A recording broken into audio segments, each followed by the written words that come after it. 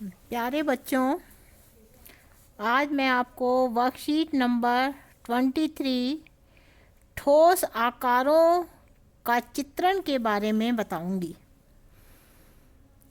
आपने इससे पहले पढ़ा है कुछ चित्र इस तरीके के होते हैं।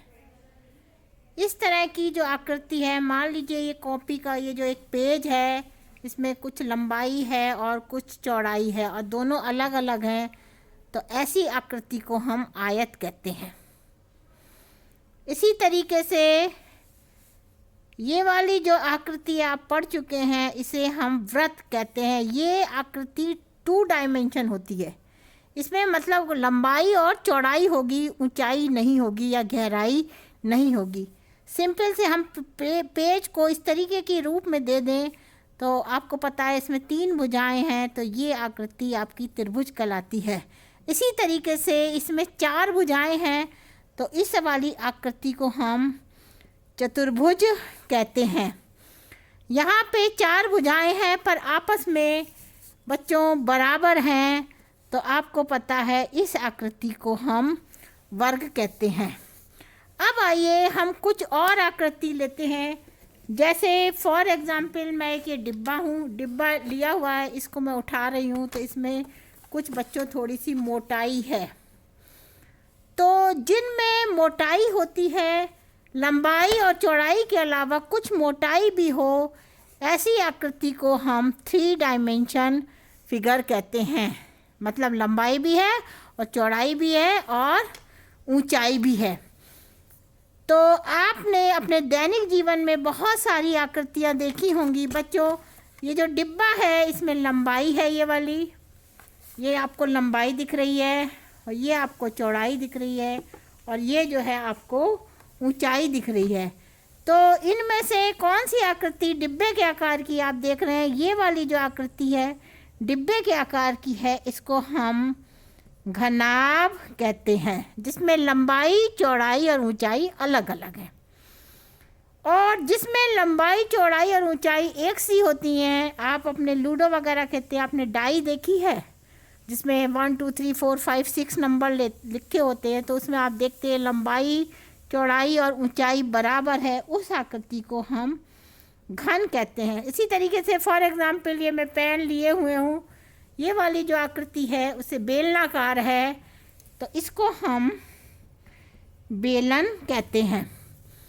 आपने बच्चों जोकर की टोपी देखी है, आपको तो इस तरह की जो टोपी वाली आकृति है उसको हम शंकु कहते हैं। अब इनमें मैं कुछ चीज़ों को बताना चाह रही हूँ। फलक किसे कहते हैं? जो बेटे एक सपाट पृष्ठ हो, बिल्कुल सीधा पृष्ठ हो, एकदम सीधा होना चाहिए, घुमावदार नहीं होना चाहिए, समतल होना चाहिए, ऐसे पृष्ठ को हम फलक कहते हैं। शीर्ष जो कोने होते हैं, किसी भी ठोस आकृति के जितने भी कोने होते हैं उन्हें हम शीर्ष कहते हैं। और जो थर्ड है, किसी भी ठोस आकृति के ढांचे के रेखाखंड या जो उसके किनारे होते हैं उसे हम किनारे कहते हैं। अब मैं आपको ये जो आकृति है घनाभ, इसके माध्यम से आपको मैं बताऊंगी कि इसमें कितने फलक प्लेन हिस्सा 1 2 3 4 इधर, 5th इधर और 6 क्या है, पीछे की ओर है। तो इसमें फलक कितने हो गए बच्चों? 6 समतल सपाट पृष्ठ फलक कहलाते हैं। इसी तरीके से किनारे आप देख रहे हैं, एक ये किनारा है, एक ये किनारा दिख रहा है, 2, एक ये 3, एक ये 4 और देखिए 5 6 7 8 और इसके पीछे मिलेगा 9 10 और इसके पीछे 11 और 12, तो हमें 12 किनारे मिल रहे हैं। आप देखो ये आप ये डिब्बा ही ले लो, ये किनारे 1 2 3 4, फिर इधर मोड़िए 5 6 7, ऐसे मोड़िए 8 9 10 और 11 और एक 12 किनारे हैं। कोने, इसमें कितने कोने हैं बच्चों? एक ये कोना दिख रहा है, एक ये 2 एक ये 3, 4, 5, 6, 7 और 8।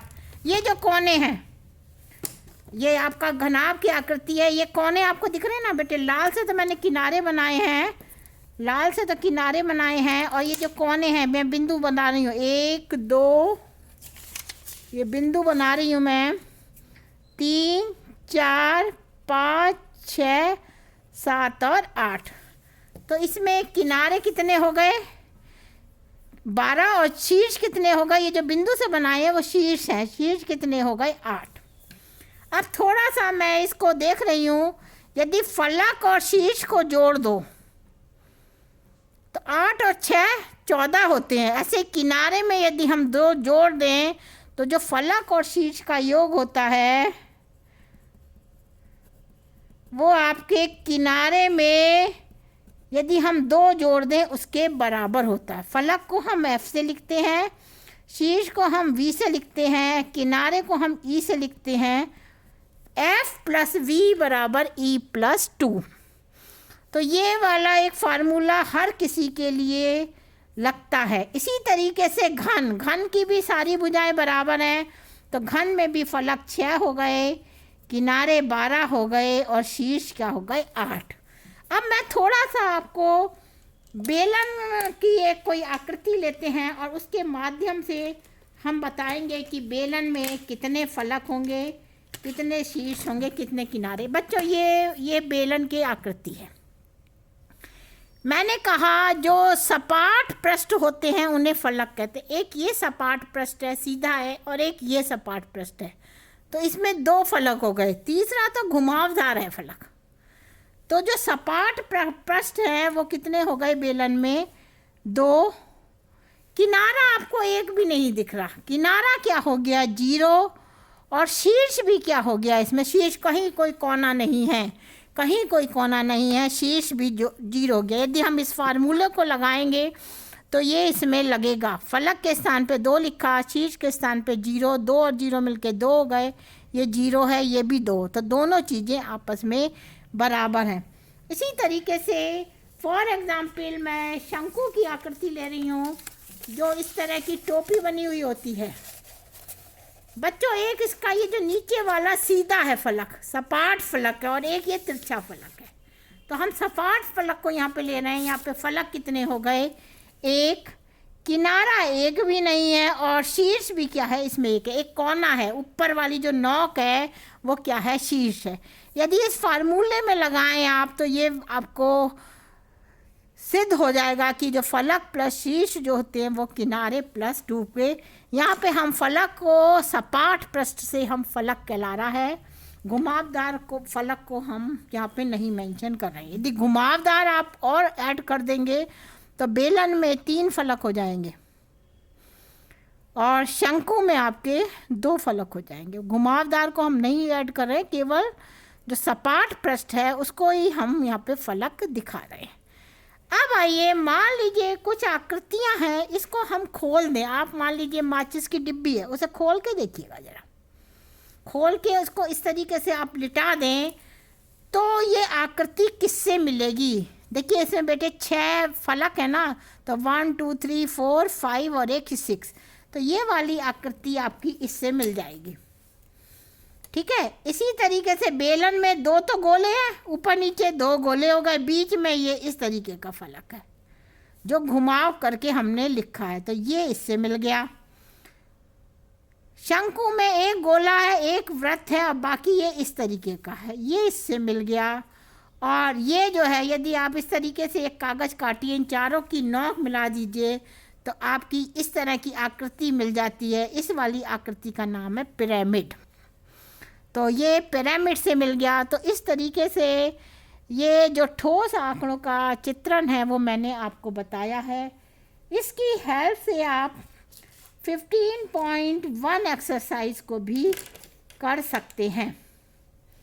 तो 15.1 को करेंगे और जो भी कोई प्रॉब्लम होगी उसको भी हम लेंगे। थैंक यू बच्चों।